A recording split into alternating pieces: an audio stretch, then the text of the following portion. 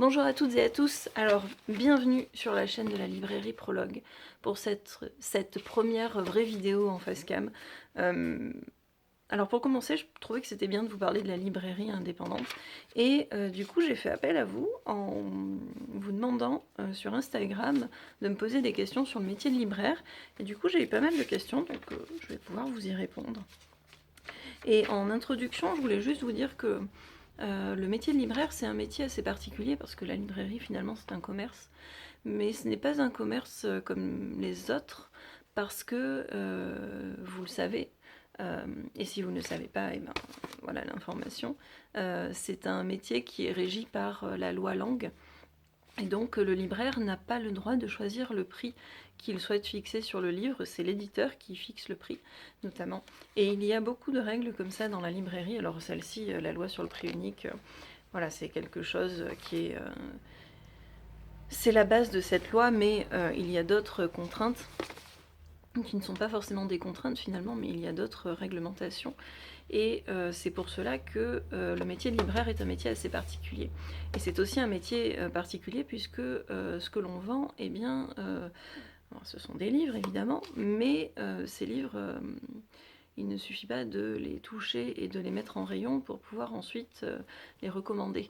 Je ne dis pas que vendre des vêtements ou des chaussures ce soit plus facile, hein, c'est pas du tout le cas, mais il faut connaître le contenu, au moins minimum, et donc voilà, ça en fait un métier assez particulier, puisqu'il faut être à la fois gestionnaire et en même temps être suffisamment cultivé pour pouvoir recommander.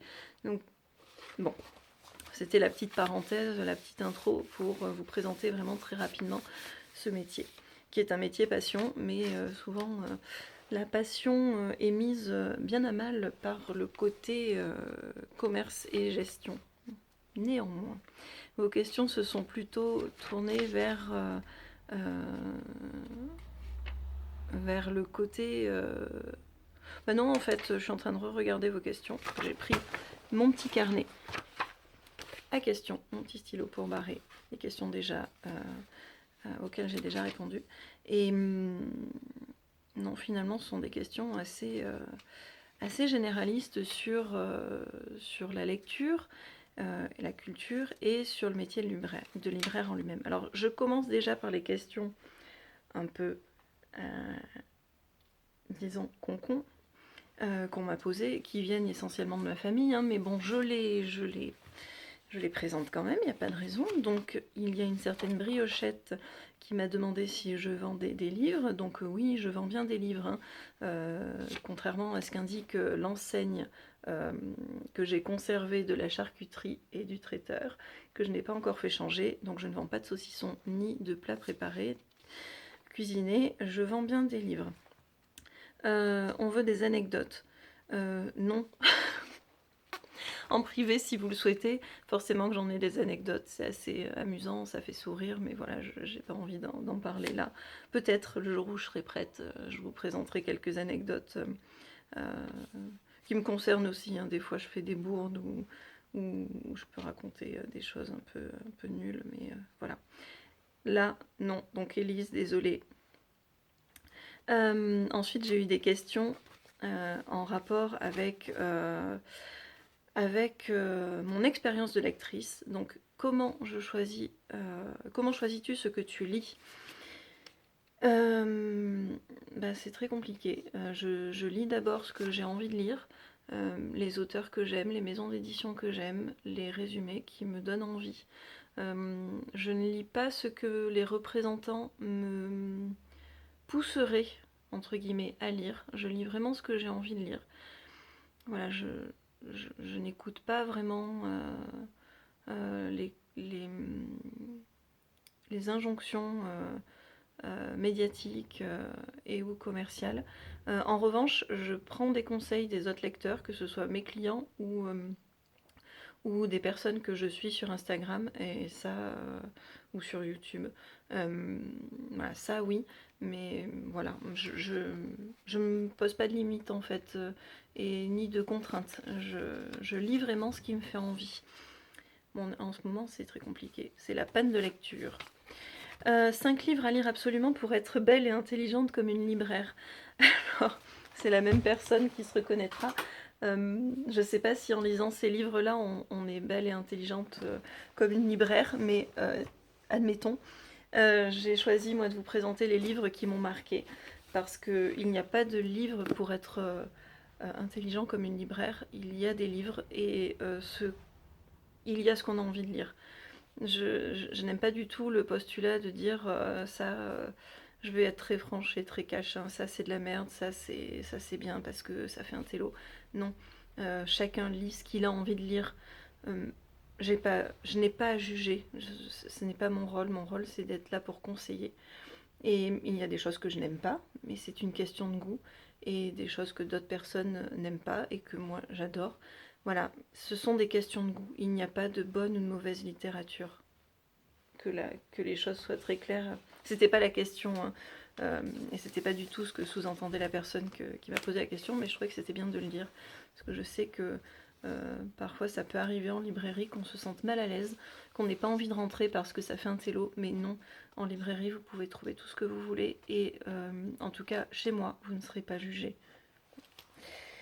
Mon premier livre, alors pas mon premier livre, hein, mais l'auteur que j'adore par-dessus tout, je vais vous dire ça pour tous, mais c'est pas grave, c'est Béatrix Potter. C'est le premier livre d'histoire, alors pas celui-ci, hein, mais ce sont les premières histoires que j'ai lues, me semble-t-il, et en tout cas, j'aime vraiment beaucoup, beaucoup l'autrice. Les dessins, évidemment, de Béatrix Potter sont mais d'une beauté, je ne m'en lasse pas.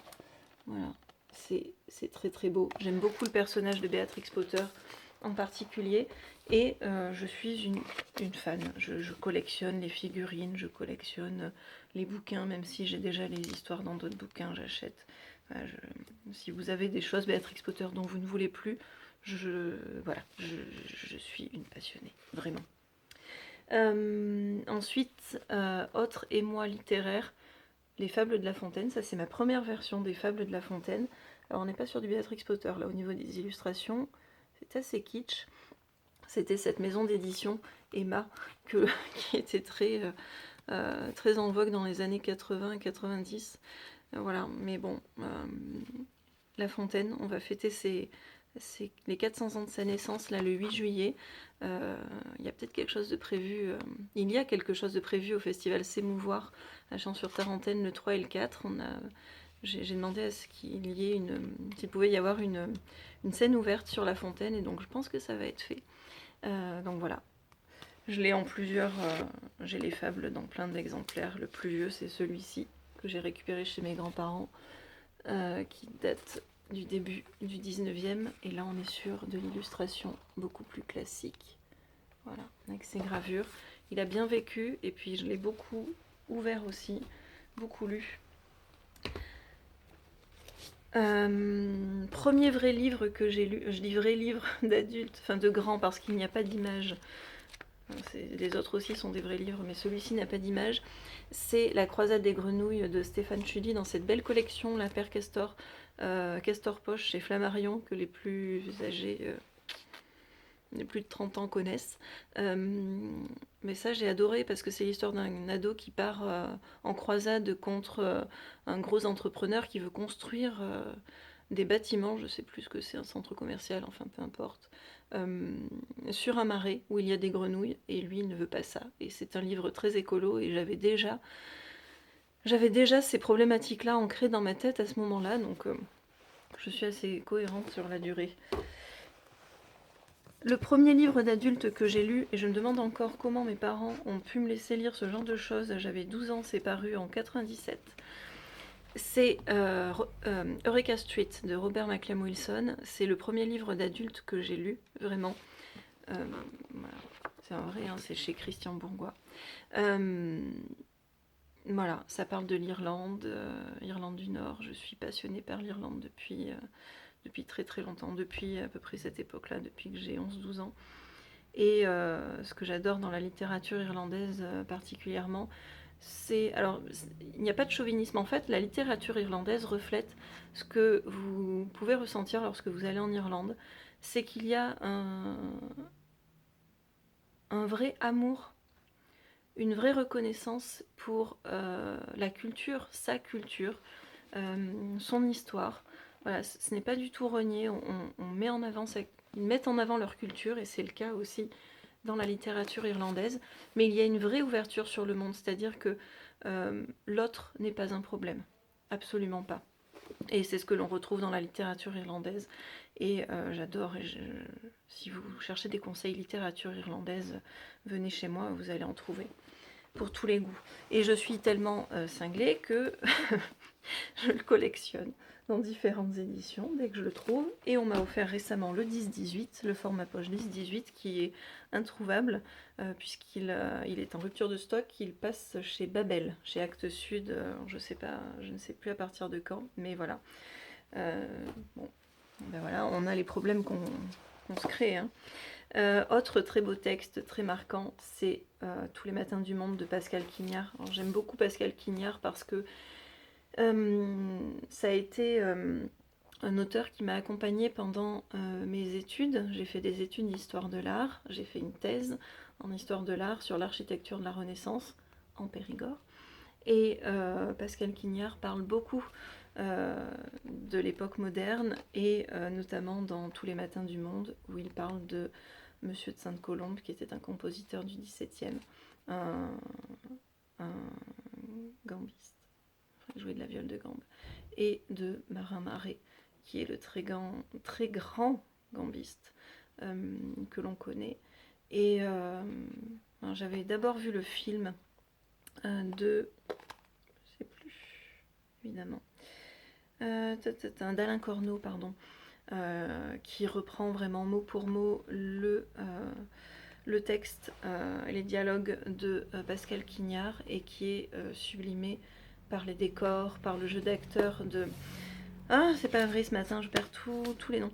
Par le jeu d'acteurs de Jean-Pierre Mariel, il y a aussi Guillaume et Gérard Depardieu, mais Jean-Pierre Mariel est absolument fabuleux. Et il y a évidemment la musique de Jordi Savall.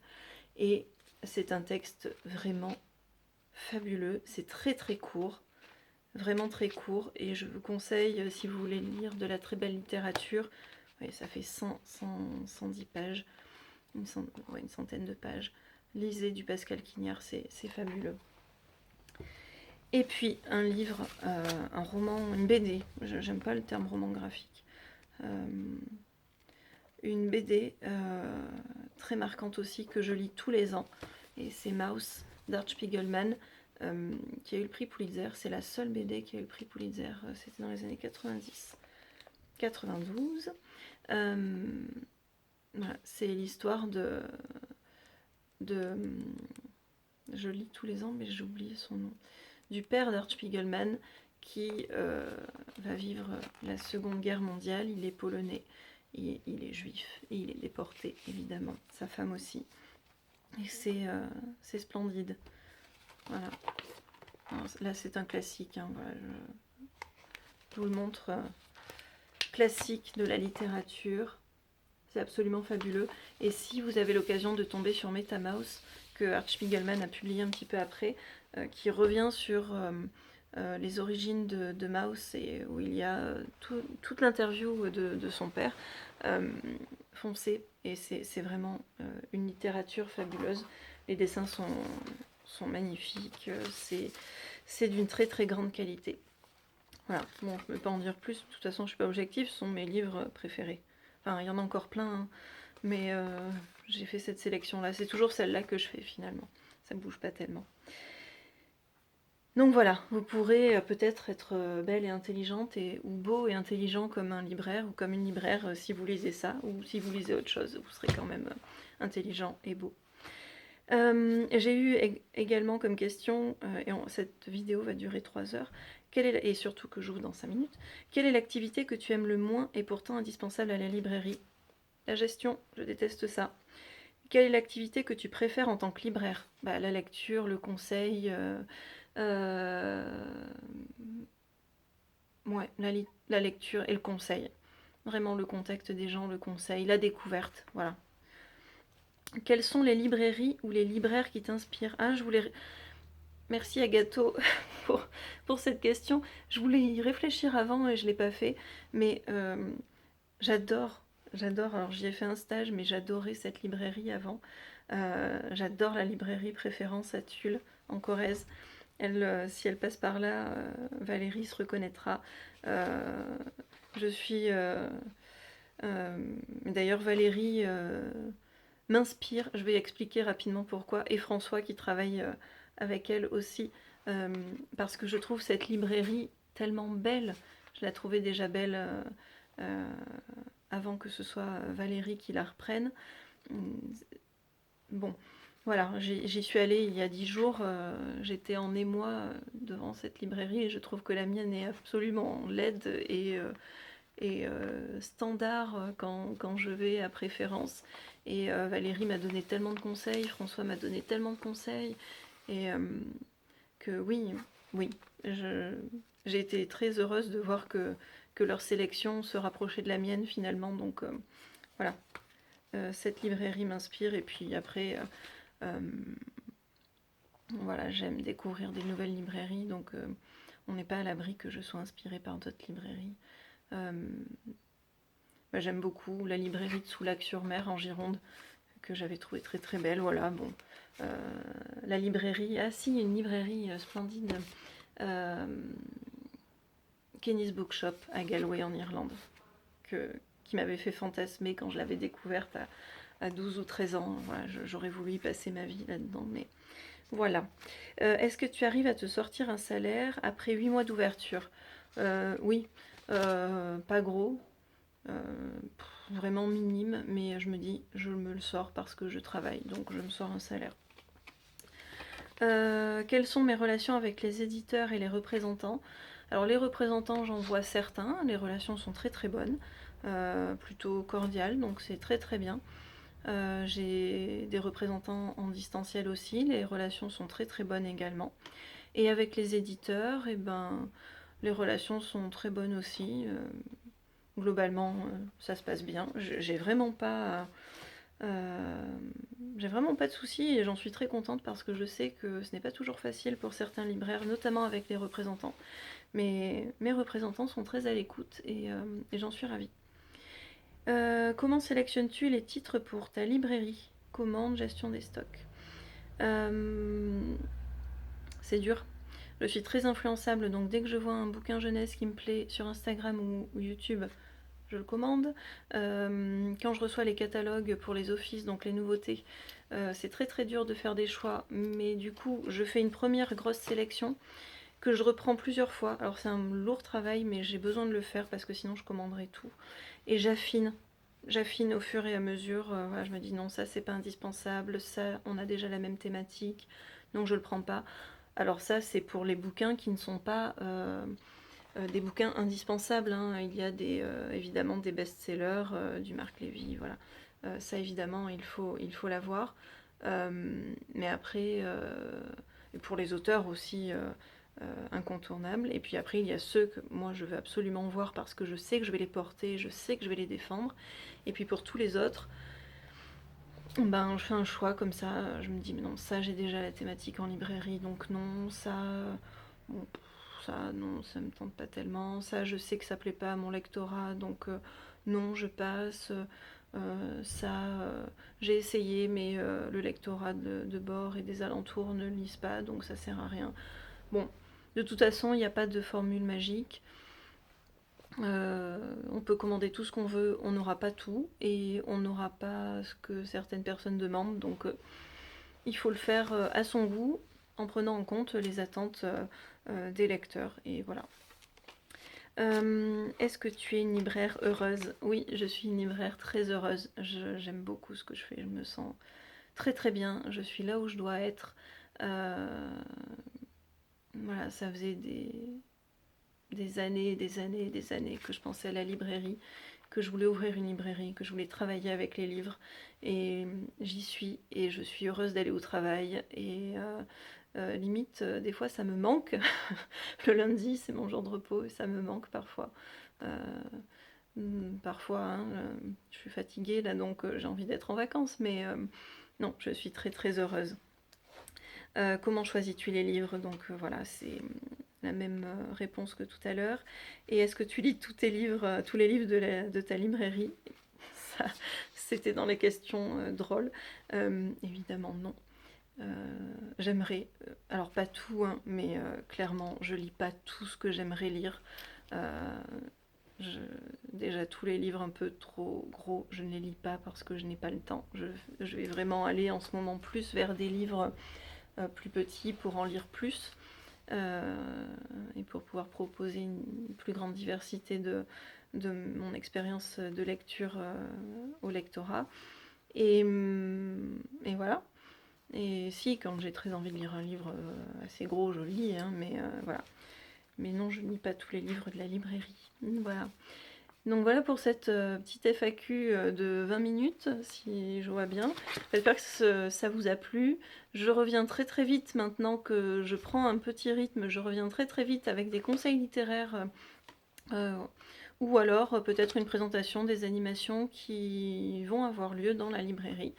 Voilà, ou peut-être les deux, je ne sais pas encore. En tout cas, je vous souhaite une très très belle journée. Je vous dis à très bientôt. Et Chien pourri vous dit aussi, vous dit au revoir.